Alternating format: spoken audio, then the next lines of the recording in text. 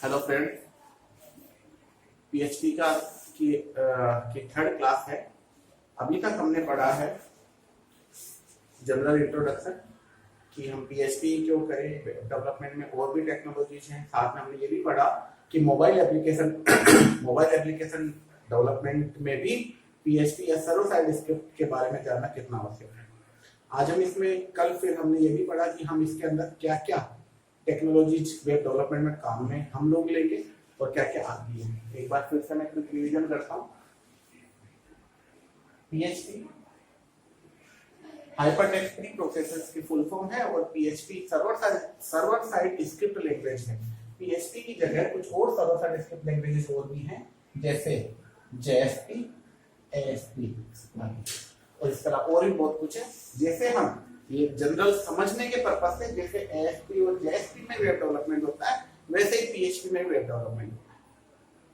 इसके अलावा Perl, Python बहुत सी स्क्रिप्ट लैंग्वेजेस है। PHP is a server side script language जो सर्वर पे काम करती है। इसके अलावा हम लोग, मैंने कहा था डायनेमिक वेबसाइट बनाने के लिए हमें डेटाबेस का भी काम में लेना होगा, इसलिए डेटाबेस लिखता हूं।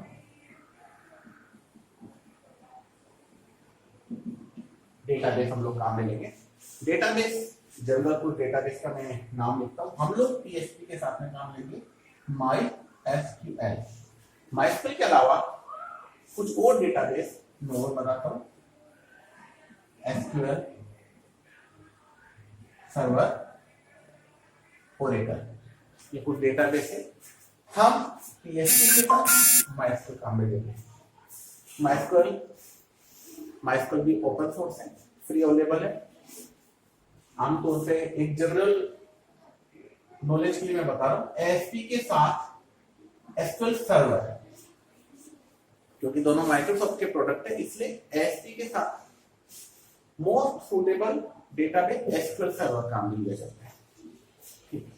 इसके अलावा हम लोग जो और पढ़ेंगे इसके में एचटीएमएल आप जानते हैं, हाइपरटेक्स्ट मार्कअप लैंग्वेज।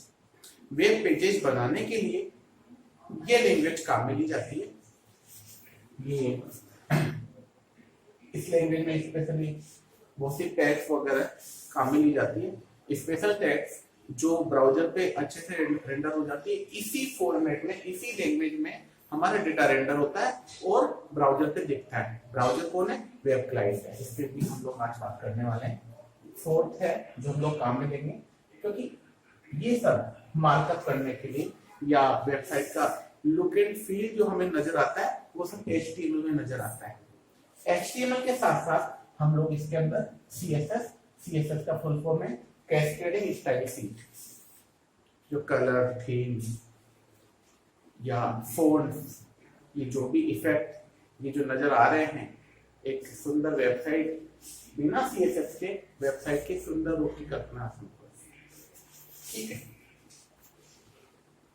इसके अलावा इंटरेक्टिव काम जैसे करना हो, सिंपलेस्ट एग्जांपल मैंने बताया था, अलर्ट, कंफर्मेशन, पॉपअप्स वगैरह, ट्रिगर्स वगैरह, ये सारे कुछ करना हो, कुछ स्लाइडर्स हो, कुछ रोटेशन एक्सेट्रा, बहुत सारे फीचर एक्स्ट्रा जब हमें करना हो तो हम एक क्लाइंट साइड स्क्रिप्ट लैंग्वेज काम में लेते हैं, उसे बोलते हैं जावास्क्रिप्ट।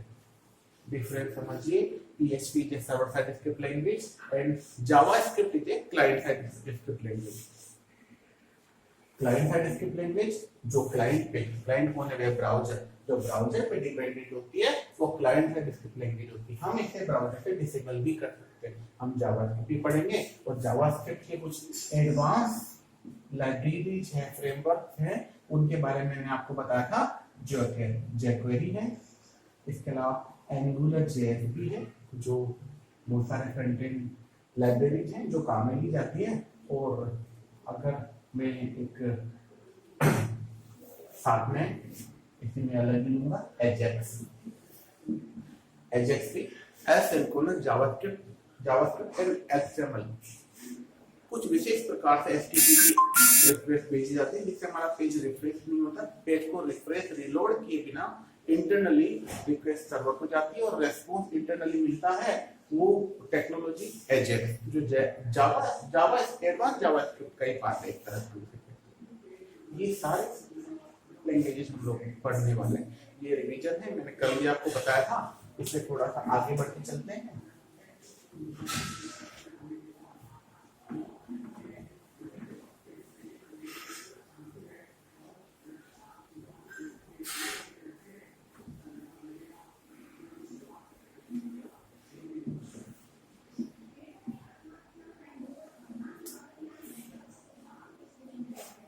क्लाइंट सर्वर आर्किटेक्चर हम लोग बनाएंगे।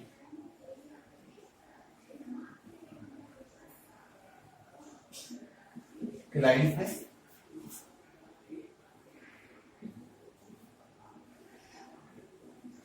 मैंने पहले भी आपको बताया कि सर्वर पे पूरा डेटा पोस्ट होता है, जो भी हम कोडिंग करेंगे सब स्क्रिप्ट लिखेंगे, वो सारी एप्लीकेशन का कोड सर्वर पे पड़ा होगा।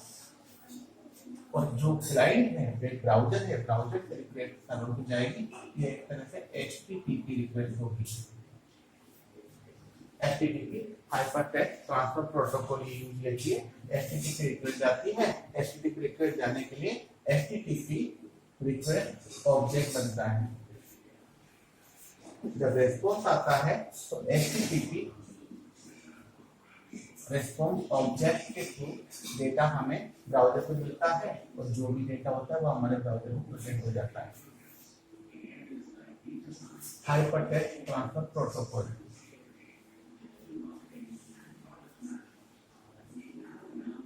ये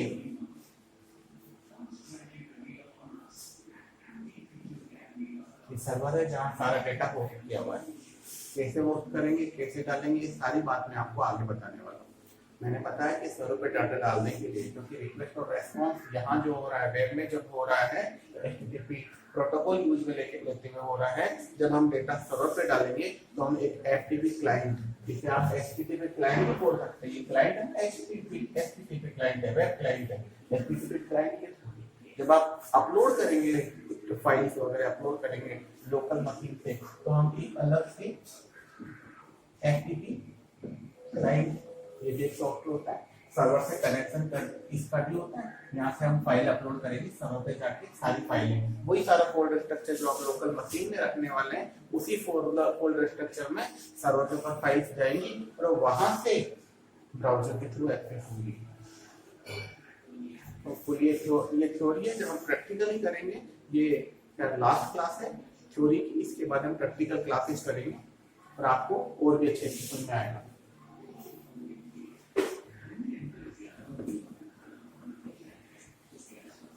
चलिए मैं क्लाइंट के बारे में थोड़ी बात करता हूँ।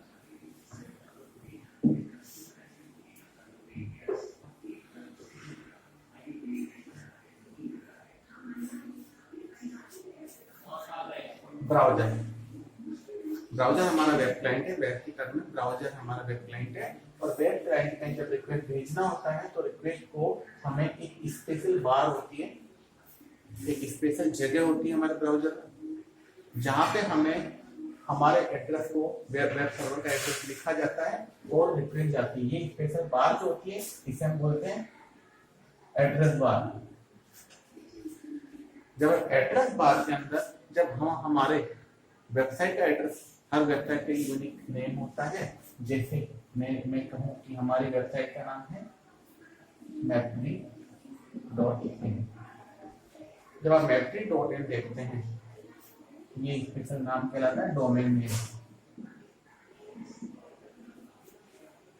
आमतौर पे अगर आप किसी वेबसाइट को एक्सेस करना चाहें और आपको अगर कुछ नहीं आता, जीरो टू अगर हम स्टार्ट करें, जीरो से स्टार्ट करें, और एक बिल्कुल नॉन टेक्निकल बंदा भी अगर वेबसाइट को एक्सेस करे तो केवल वेबसाइट का नाम जानता है, वो जाएगा एड्रेस बार में। तो दो ही चीज जानता है, एक तो वेबसाइट का नाम जानता है और दूसरा जानता है एड्रेस बार को, कि अपना एड्रेस बार में नाम लिखेगा। तो इतना लिखने के बाद हमारा वेब क्लाइंट कुछ एडिशनल इंफॉर्मेशन उसके साथ अटैच करके एक पूरा URL बनाता है।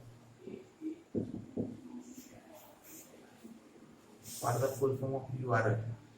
URL uniform resource locator. एक URL तैयार होता है, URL जो एड्रेस बार में पूरा एड्रेस है वो पूरा URL कहलाता है विद पैरामीटर। जो इतना पार्ट है कहलाता है डोमेन नेम। डोमेन नेम में जो एंड पार्ट है डोमेन पोस्टफिक्स है, .in हो सकता है, .com हो सकता है, .edu हो सकता है, जीओवी हो सकता है, .in हो सकता है, .co.in हो सकता है, .uk हो सकता है, .jp हो सकता है, .mil, .biz, बहुत सारे होते हैं। Let's start initialization for a website. For example, as a fresher, as a beginner मुझे एक वेबसाइट बनानी है, तो सबसे पहले मुझे 2-3 टर्म्स को जानना बहुत जरूरी होगा, क्योंकि जब भी किसी को भी वेबसाइट बनानी होती है तो 2-3 टर्म्स पे आपको इंट्रोड्यूस जरूर करना होगा।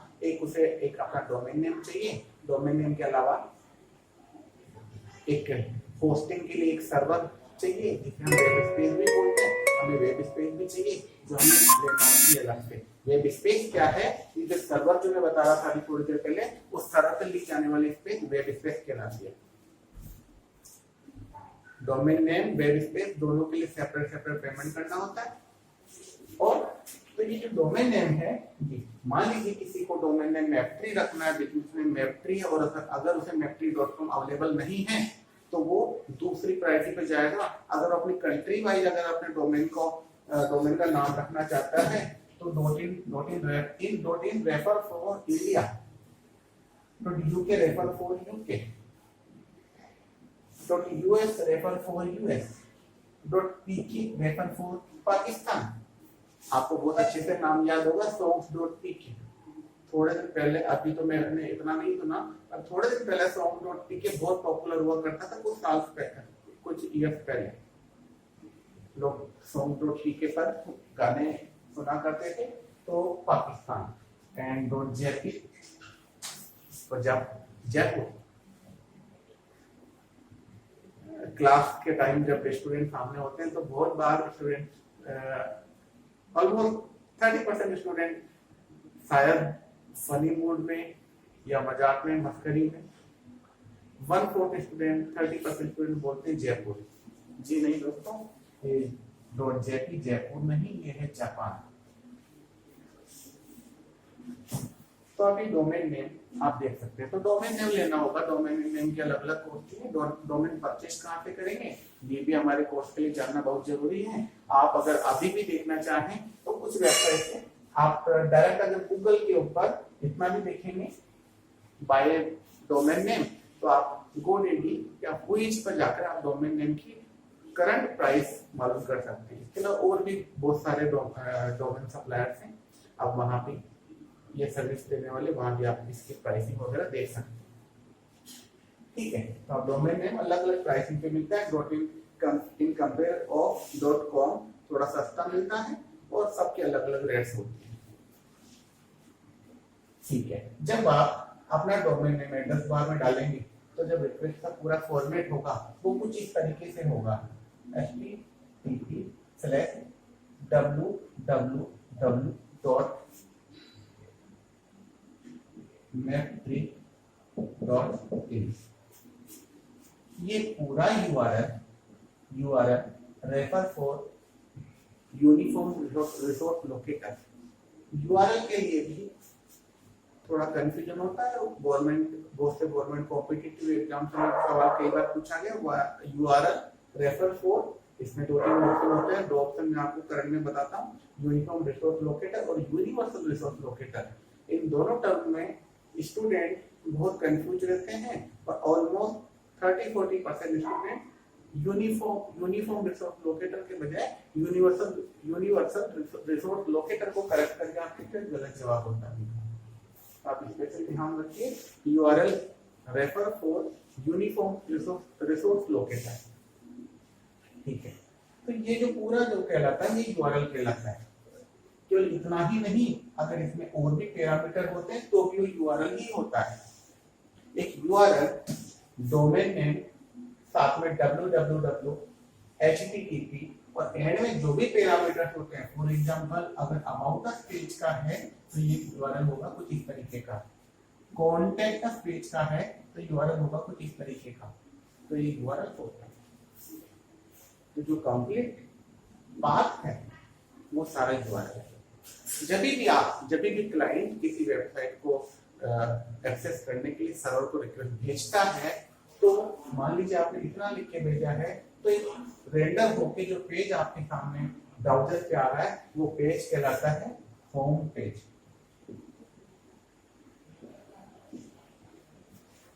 होम पेज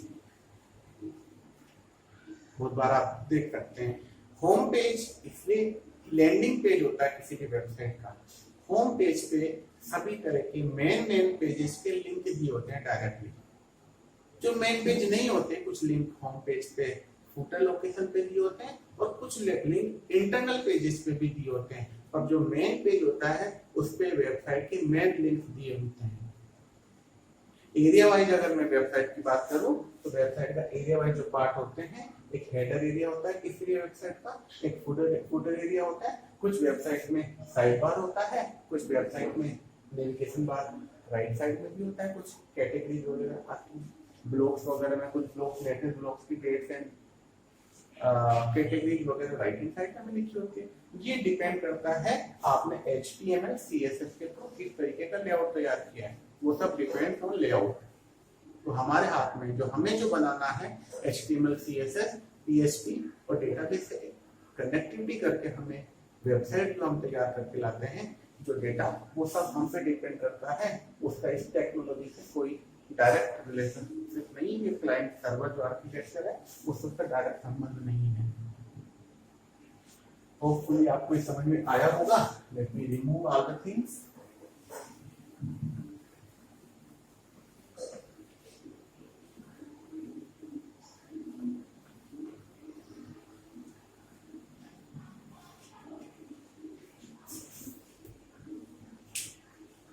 हो सकता है कुछ लोग लिख नहीं पाए हो, उससे पहले मैंने मिटा दिया।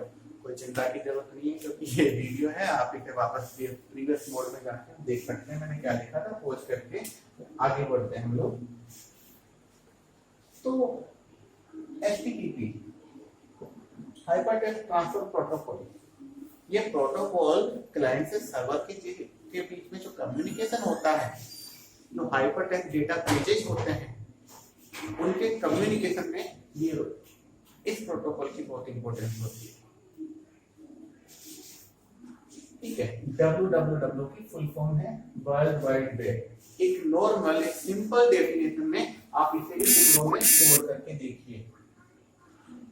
वर्ल्ड वाइड वेब, इंटरनेट की शुरुआत के साथ ही वर्ल्ड वाइड वेब का भी जन्म हुआ था। मैं उस डेफिनेशन में नहीं जाते हुए, क्योंकि इस कोर्स को मैं फोकस करना चाहता हूँ केवल और केवल डेवलपमेंट पे, केवल और केवल PHP डेवलपमेंट पे। इसलिए किसने वर्ल्ड वाइड वेब की, कब इन्वेंशन किया था, कौन से साल में हुआ था, साथ साथ में किसका इन्वेंशन भी हुआ था, इंटरनेट का इन्वेंशन हुआ था, ये HTTP का इन्वेंशन भी हुआ था, ये सारी बातें मैं इस अपने प्रोग्राम में या इस अपने वीडियो में, इस अपने कोर्स में नहीं करते हुए केवल फोकस अब मैं करूंगा हमारे वेब डेवलपमेंट थ्रू PHP पर। इसलिए पर इसको अगर जनरल भाषा में देखें, वर्ल्ड वाइड वेब पूरी दुनिया में वाइड विस्तृत रूप से वेब मतलब जाल जो फैला हुआ इंटरनेट का जाल, वो वर्ल्ड वाइड वेब है। इतना समझ लीजिए आज, क्योंकि टेक्निकल भाषा अगर आप टेक्निकली उस पर फोकस करने लगेंगे अभी इस हमारे इस कोर्स में, तो आप कहीं ना कहीं डेवलपमेंट से थोड़ा साइड में जाएंगे। डेवलपमेंट पढ़ते टाइम या डेवलपमेंट सीखते टाइम केवल आप टेक्नोलॉजी पे फोकस कीजिए।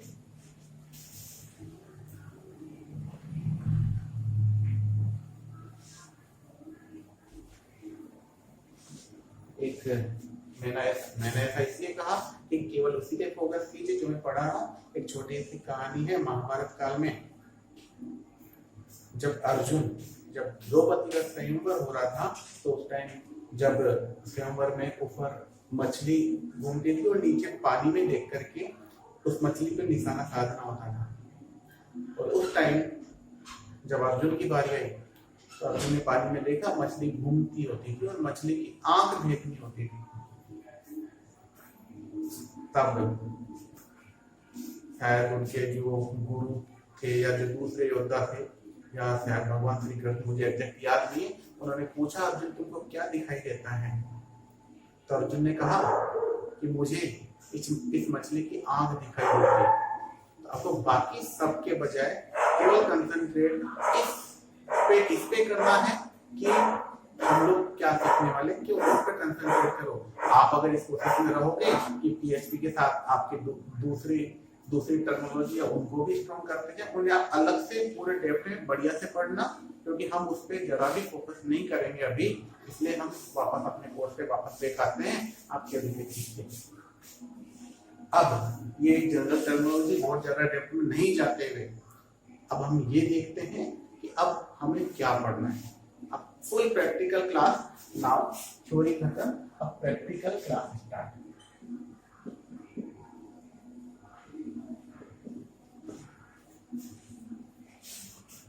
हर प्रैक्टिकल क्लास के साथ हो सकता है मुझे 5 मिनट बोर्ड का इस्तेमाल करना पड़े, जरूरत पड़ेगी तो मैं करूंगा, नहीं तो आप पूरा कंप्यूटर की मेरी शेयर्ड स्क्रीन को देख करके पूरा प्रैक्टिकल सीखेंगे। अब क्या हम लोग करने वाले नेक्स्ट क्लास में, इसके बारे में आपको बताता हूं। हम हमारे पीएचपी के थ्रू वेब डेवलपमेंट के लिए सर्वर सेटअप करेंगे, लोकल सेटअप करेंगे। लोकल सेटअप हमें करना होगा, हम लोकल, क्योंकि आपने वेब सर्वर तो परचेज नहीं किया, डेवलपमेंट करते टाइम परचेज करने की आवश्यकता भी नहीं है, तो डेवलपमेंट हमें लोकल मशीन, क्योंकि फिर आप सर्वर अगर परचेज करेंगे तो इसकी अनिवार्यता हो जाएगी कि आप इंटरनेट भी, हालांकि इंटरनेट कॉमन चीज है, मैं तब से मैं ट्रेनिंग दे रहा हूँ जब इंटरनेट भी इतना कॉमन नहीं होता है, तो बच्चे पूछते थे सर इंटरनेट तो है ही नहीं, हम कैसे चलाएंगे। आज वो इंटरनेट वाली प्रॉब्लम तो नहीं है, पर फिर भी लोकल सर्वर अवेलेबल होते हैं मार्केट में, उन सबके बारे में बताऊंगा। हम सर्वर सेटअप करेंगे, वेब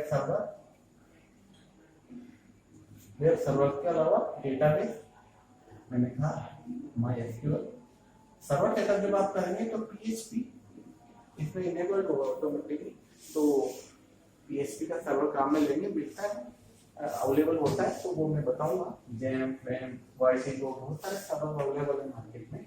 MySQL होगा, MySQL के अलावा ये 2 टूल के अलावा हमें एक चाहिएगा एडिटर,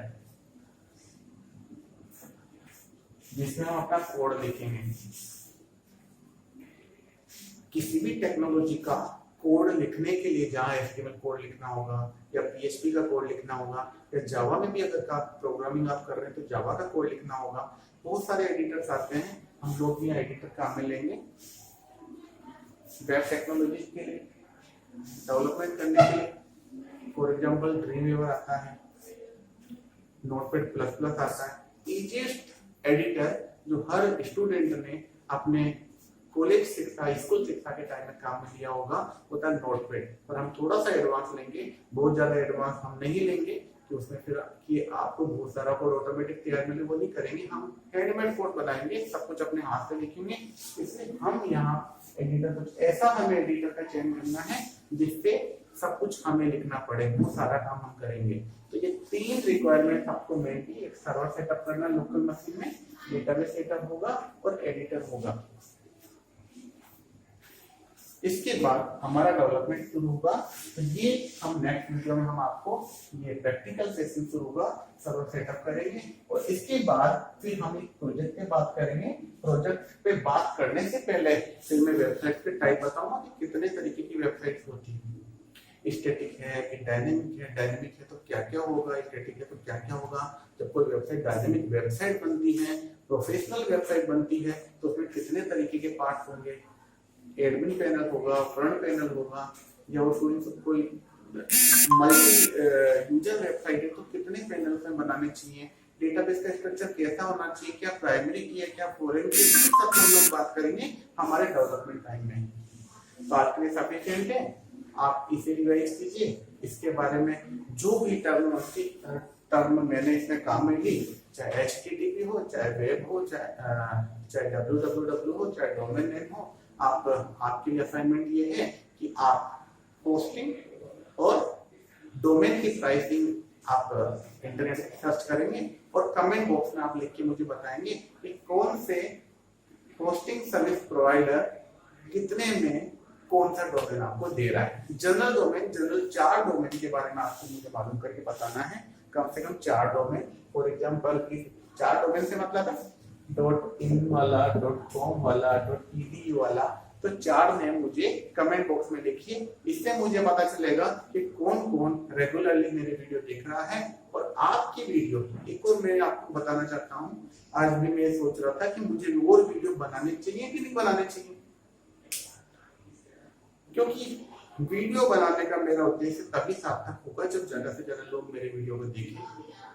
हो सकता है थ्योरी क्लास हो सकता है कल के बाद प्रैक्टिकल क्लास में आपको और अच्छे से समझ में आए, हो सकता है बहुत सारे स्टूडेंट इसलिए पूरा वीडियो नहीं देखते हो क्योंकि तो थ्योरी चल रही है। देखिए, अगर मैं आपके लिए समय निकाल करके वीडियो बना रहा हूँ तो आपको भी चाहिए कि वीडियो पूरा देखें। अगर आप वीडियो पूरा नहीं देखते, क्योंकि यूट्यूब में पूरा ड्यूरेशन भी बताता है कि कितनी देर एवरेज ड्यूरेशन, मान लीजिए 100 यूजर्स मेरे वीडियो को देख रहे हैं और टोटल 100 यूजर्स देखने के बाद मेरे वीडियो की ड्यूरेशन मान लीजिए 4 घंटे ही आती है, तो मेरा वीडियो बनाने का कोई उद्देश्य सार्थक होता ही नहीं। यकीन मानिए, पूरा वेब डेवलपमेंट का सारा कोर्स आपके सामने होगा और इस 1 महीने के अंतराल में शायद पूरा वीडियो आपके सामने होगा। सारे वीडियो पूरा कोर्स आप फुल प्रूफ डेवलपर बनेंगे, ये मेरी गारंटी, अगर आप मेरे वीडियोस को फॉलो करेंगे तो। Okay, all the way, follow कीजिए, फ्रेंड्स को फॉलो करवाइए, वीडियो को पूरा देखिए और अपने दोस्तों को भी दिखाइए।